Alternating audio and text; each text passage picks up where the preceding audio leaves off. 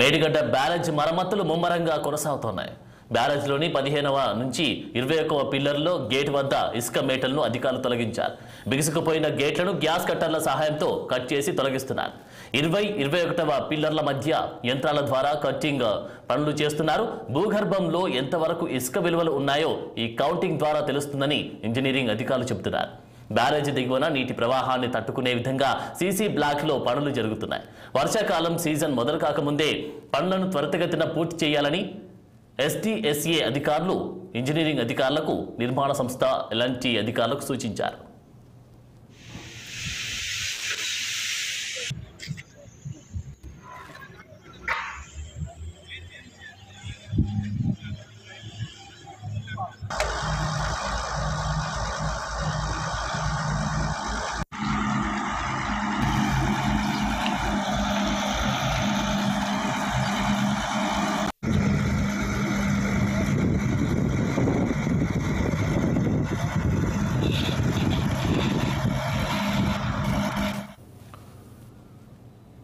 జీలుగు విత్తనాల కోసం రైతులు క్యూ